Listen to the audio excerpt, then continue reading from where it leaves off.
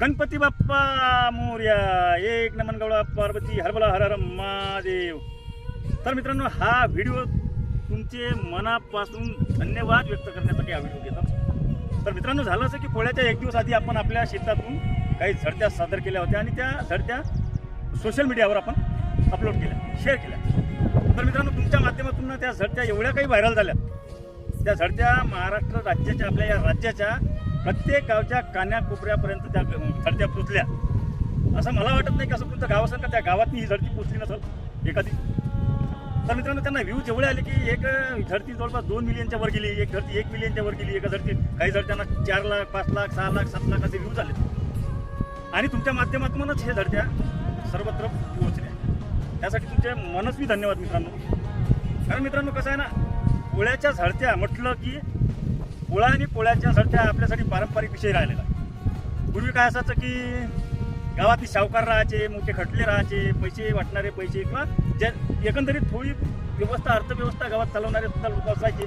बऱ्याच काही मित्र असायचे, दोस्त असायचे, चावळ्या असायच्या. आणि त्याच्या माध्यमातून काय असं पोळ्याच्या सणाला जसं शिमग्याच्या वेळी आपण होळीच्या वेळेस कुंभा मारायचं, तसं त्या पोळ्याच्या झडत्या सुद्धा तोच प्रकार की ह्या झडत्याच्या माध्यमातून विनोदी का असे ना, परंतु कुणाला खोचक टोले मारणे, डिवचणे या झडत्याच्या माध्यमातून चालत असे. तर मित्रांनो, आता काळ बदललेला आहे. आता तशा काही चावड्या राहिल्या नाही किंवा तसे इजारदार राहिले नाही, तसे काही सावकारही राहिले नाही. तर तेवढे काही ते आता तो प्रकारच राहिला नाही. मग आता काय, तर आता ही तो झडत्याची परंपरा आहे. परंतु कसं आहे, आता जर दिवसाचा विषय आला किंवा खोचक टोले माराचा विषय आला तर आपण सरासरी सरकारला किंवा व्यवस्थेला टोले मारतो. दिवस तोच प्रकार आपण, म्हणजे आपलं म्हणणं झडत्याच्या माध्यमातून शासनाच्या कानावर टाकण्याचा आपला प्रयत्न. याच्यामध्ये व्यक्तिगत कोणाचा काही असा आपला टीका टिप्पणी किंवा फार काही मोठा हा विषय नव्हताच, मुळी नसणारही. कारण कसं आहे मित्रांनो, एक कुटुंब प्रमुख असते, त्या कुटुंबातली अनेक लोक असतात, त्याचा एक कुटुंब प्रमुख असतो.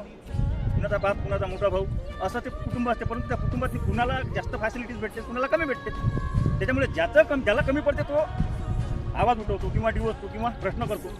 तसंच आमचं आहे. कारण सर्वांना माहीत आहे, तो बाळा मी आता इथं वाचणार नाही की शेतकरी कोणत्या प्रसंगातून, कोणत्या संकटातून, कशातून चाललाय.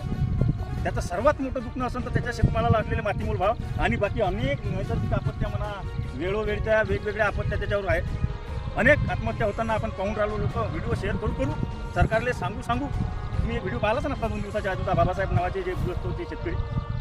तर शेतकऱ्याची एकंदरीत स्थिती तुम्हाला सर्वांना माहीत आहे. म्हणून आपण काय केलं की आपण झडत्याच्या माध्यमातून सरकारला सवाल केले आणि ते तुम्ही कानाकोपऱ्यात पोहोचवले. कारण मित्रांनो, मला माझा एक मित्र आहे, मी आवर्जून नाव घेईन माझ्या मित्रांचे,